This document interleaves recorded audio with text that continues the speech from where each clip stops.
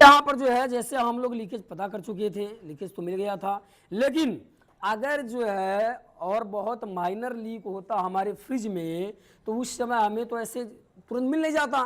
तब हमको क्या करना पड़ता कि प्रेशर को होल्ड करके रोकना पड़ता कुछ देर, और कुछ देर हमको मतलब जो हम चेक कर रहे थे ना वो शैम्पू दीजिए भाई, जो हम चेक कर रहे थे ना ये इससे झाग से, तब हमको ऐसे चेक करना पड़ता बारी बारी, और हमको बहुत केयर करना पड़ता क्योंकि मिला तो था नहीं खोज, क्योंकि हमें ये पहले शक है कि गैस निकला है तो गैस लीक हुआ है, तभी ठंडा नहीं कर रहा था।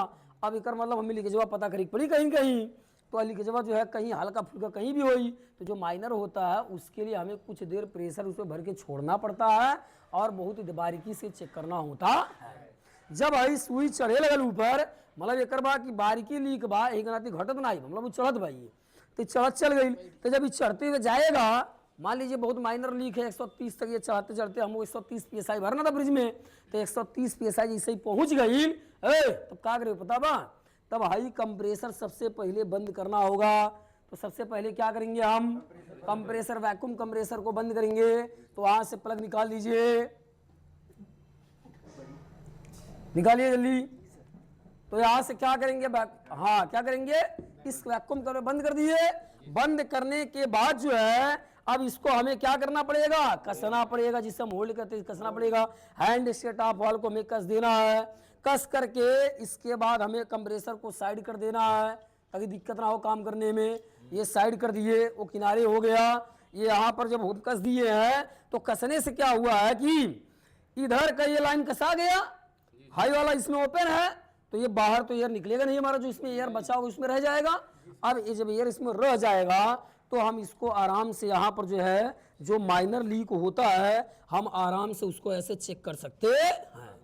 आया बात समझ में। अब ये आराम से चेक करने के बाद मान लीजिए माइनर लीकेज हमको फिल्टर पे ही मिल गया, कहीं जो मिला तो मिला ही था, लेकिन अगर माइनर लीकेज यहाँ मिल गया, यहाँ मिल गया, कहीं भी लीकेज मिल गया, क्लियर हो लीकेज है, अब उसके बाद हमें क्या करना पड़ता है, उसको ध्यान से भाई ध्यान लगा दिए कहीं पर है, अपना निशान लगा लिए, ध्यान में रख लिए यहीं पर लीकेज है, या फ्रिज जहाँ भी लीकेज वहाँ से ध्यान लगा लिए। उसके बाद आपको यहाँ से क्या करना है, जो इसमें एयर है उस एयर को बाहर निकाल देना होता है। तो इसमें तो एयर रहेगा नहीं क्योंकि ये पहले लीक हो चुका है, तो ये यहाँ से एयर को हम निकाल देते हैं। तो जब एयर निकालते हैं तो वही चीज़ें देखिए हम खोले नहीं थे, चीज़ें खोल करके तब इसको खोला करिए, इससे क्या होगा, इससे एयर निकल जाएगा।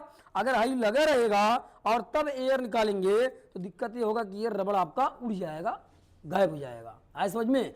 तो ऐसे हम प्रेशर होल्ड करते हैं और प्रेशर को बाहर निकाल लेते हैं। तो ये पूरी प्रक्रिया प्रेशर होल्ड करने का इसमें था।